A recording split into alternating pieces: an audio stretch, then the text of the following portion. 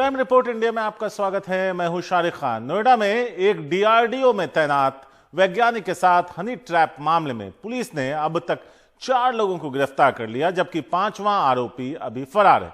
इस मामले में पकड़ी गई मास्टरमाइंड महिला सुनीता गुर्जर खुद को बीजेपी महिला मोर्चा की मंडल अध्यक्ष बता रही है। आरोपी महिला के कई बीजेपी नेताओं के साथ फोटो भी सामने आए हैं। उसका यह भी कहना है कि वो बिग बॉस की विनर बन चुके मनवीर गुर्जर की रिश्तेदार है। गिरफ्तारी के वक्त भी यह महिला अपने राजनीतिक कनेक्शन की धौंस दिखा रही थी। इधर बीजेपी का कहना है आरोपी का बीजेपी से कोई रिश्ता नहीं। बिग बॉस विजेता मानवीर के परिवार भी कह रहे हैं महिला से उनका कोई रिश्ता नहीं, बल्कि वो सिर्फ एक ही गांव के रहने वाले हैं।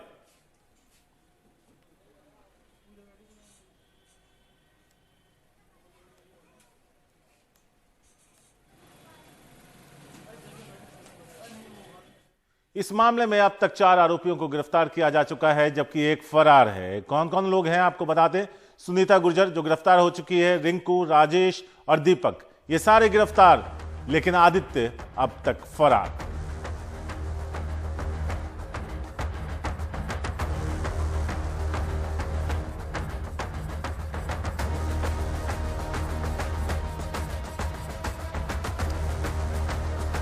और इस पर नोएडा के एडीसीपी रणविजय क्या कह रहे हैं, उनसे बात की हमारे संवाददाता मुकेश सिंह सेंगर ने। सर, हनी ट्रैप वाले केस में अभी क्या अपडेट है? कोई और भी अरेस्ट हुआ है इस केस में? देखिए, उस केस में एक और आरोपी, 3 आरोपी को हम लोगों ने कल अरेस्ट कर लिया था, जिसमें से 2 पुरुष और 1 महिला थी। और हम लोगों ने जो एक 4th था उसको हमने अभी अरेस्ट किया है और उसको हम उसके खिलाफ वैधानिक कार्रवाई कर रहे हैं। उसका क्या रोल है? वो बेसिकली अब तक जो एविडेंस है उसके हिसाब से वो जहाँ पे पहली बार उनको बुलाया गया था, उस व्यक्ति को जो किडनैप थे, उनको वहाँ से लेकर के और ओवाइयो होटल तक लेकर वही आया था। जो महिला आपने गिरफ्तार की है, ये भी कहा जा रहा है कि वो एक राजनीतिक पार्टी से जुड़ी हुई है। उस बारे में कोई जानकारी मिली आपको? नहीं, हम लोगों ने जब उनको अरेस्ट किया था उस समय इस तरह का कोई एविडेंस हम लोगों के पास नहीं था।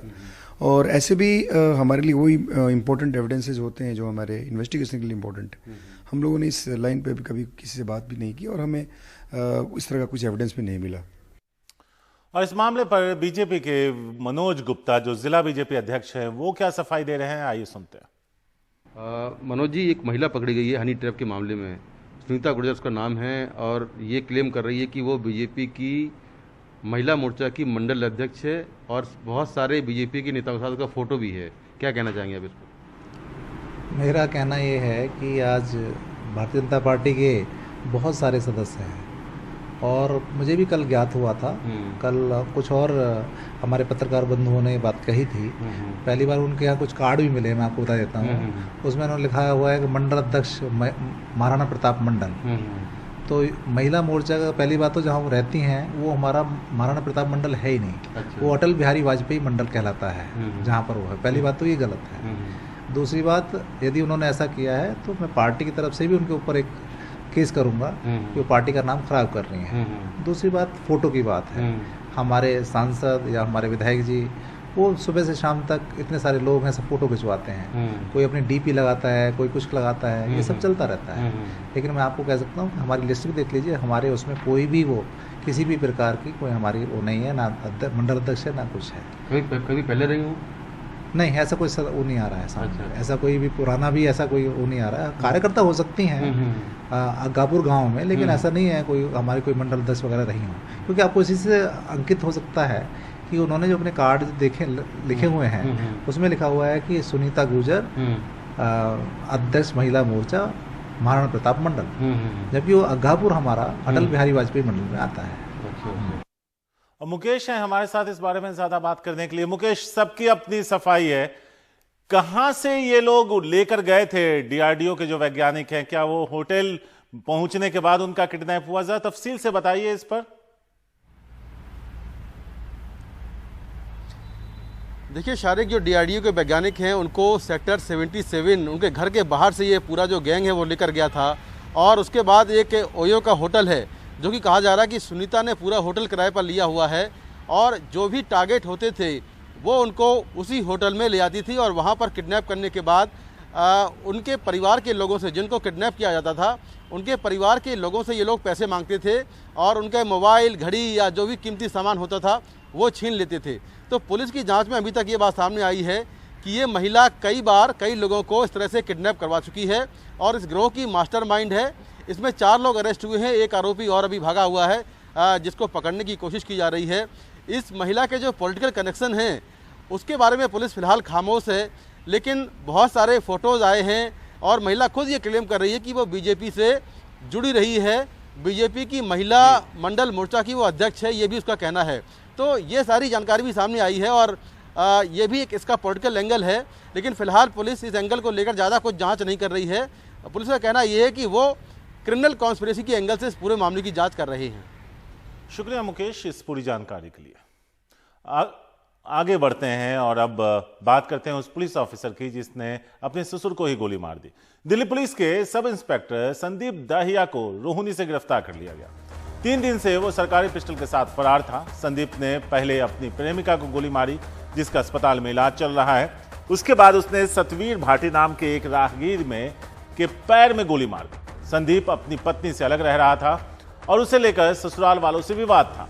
सोमवार सुबह वो अपने ससुराल रोहतक पहुंचा और अपने ससुर को गोली मार दी जिससे उसकी मौत हो गई। दिल्ली और हरियाणा पुलिस उसकी तलाश कर रही थी। पकड़े जाने से पहले उसने कई व्हाट्सएप ग्रुप में मैसेज भी किया जिसमें उसने बताया कि वो अपने ससुर से खफा था।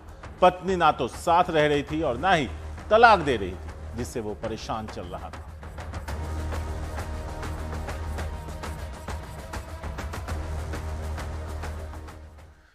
सुशांत सिंह राजपूत मौत मामले में जांच में सामने आए ड्रग्स मामले में गिरफ्तार रिया चक्रवर्ती और उसके भाई शौविक की जमानत याचिका पर मुंबई हाईकोर्ट में आज सुनवाई होगी। उन्हें 9 सितंबर को ड्रग्स लेने और उसकी खरीद फरोख्त के आरोप में गिरफ्तार किया गया। दोनों भाई बहन फिलहाल 6 अक्टूबर तक न्यायिक हिरासत में। इसके पहले 2 निचली अदालतों ने रिया और शौविक समेत अन्य आरोपियों की जमानत याचिका ये कहते हुए खारिज कर दी थी कि जांच के इस मोड़ पर इनको जमानत नहीं दी जा सकती।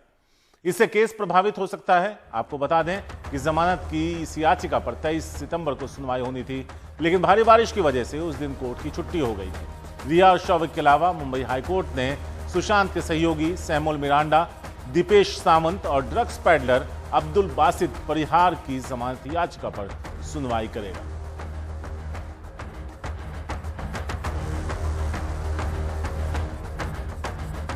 याचिका में क्या है दलील वो बता देते हैं। दी है रिया ने, उस पर नजर डालते हैं। मैं पूरी तरह से निर्दोष हूं, एनसीबी जानबूझकर मुझे फंसा रही है। परिवार पर झूठे और गंभीर आरोप लगाए जा रहे हैं। एक साथ पुलिस और केंद्रीय जांच एजेंसियों का सामना कर रही हूं। जांच के साथ मीडिया ट्रायल भी किया जा रहा है।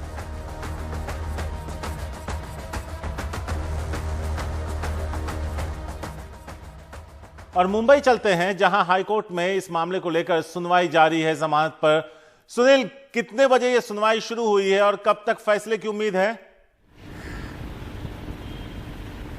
शारिक, देखिए, कुल 5 आरोपियों की जमानत अर्जी है और 11 बजे से इस बॉम्बे हाईकोर्ट में सुनवाई शुरू है। हालांकि सुनवाई जो है कि वो वीडियो कॉन्फ्रेंसिंग के जरिए है। दलीलें जो भी वीडियो कॉन्फ्रेंसिंग के जरिए वकील दे रहे हैं, लेकिन इस बॉम्बे हाईकोर्ट के जज के पास सुनवाई चल रही है। जो प्रमुख आधार है वो यही है कि जो आरोपी पक्ष है उनका कहना है कि जो बरामदगी जो दिखाई गई है वो इतनी कम है कि उसे कॉमर्शियल के तौर पर नहीं लिया जा सकता और जो धाराएं लगाई गई हैं खास करके 27 CA वो जो है कि जो फाइनेंशियल और बताया गया है कारोबारी के तौर पर वो नहीं बनती है, उतनी गंभीर धाराएं बनती नहीं है।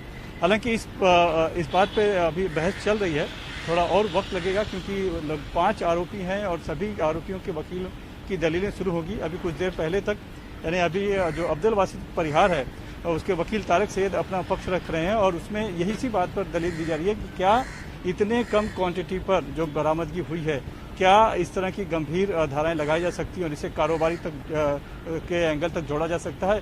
क्यों नहीं कि सिर्फ ये जो एक कंज्यूम करने तक यानी सेवन करने तक रखा जा सकता है? इसी पर बहुत कुछ निर्भर है और उसी पर फिलहाल बहस चल रही है। इसके पहले शुरुआत में जो ASG हैं, additional solicitor general Anil Singh ने भी एक पक्ष रखा। उन्होंने साफ तौर पे कहा कि हत्या हो या फिर हत्या गैर इरादतन हत्या हो, उससे एक परिवार जो है पीड़ित होता है, लेकिन ड्रग्स का ऐसा मामला है जो कि पूरे समाज को एक तरह से प्रभावित करता है, बीमार कर देता है, इसलिए बहुत ही संगीन है और इस बात को ध्यान रखने के हुए ही अदालत इस निर्णय पर पहुंचे या उस पर गौर करे कि इसे जमानती माना जाए या गैर जमानती माना जाए।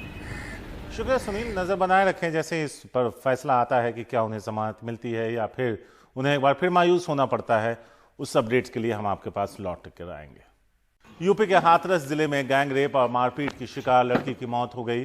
पीड़िता की मौत दिल्ली के सफदरजंग अस्पताल में हुई है। कल तबीयत बिगड़ने के बाद पीड़िता को अलीगढ़ मेडिकल कॉलेज से दिल्ली लाया गया था। अनुसूचित जाति की इस लड़की के साथ 14 सितंबर को इस हैवानियत के चारों आरोपी पुलिस की गिरफ्त में। आरोपियों ने गैंग रेप के दौरान पीड़िता को बुरी तरह पीटा भी था। उसके गले में दुपट्टा बांधकर उसे घसीटा गया। पीड़ित लड़की के शरीर में कई फ्रैक्चर थे। उसकी रीढ़ की हड्डी तक टूट चुकी थी।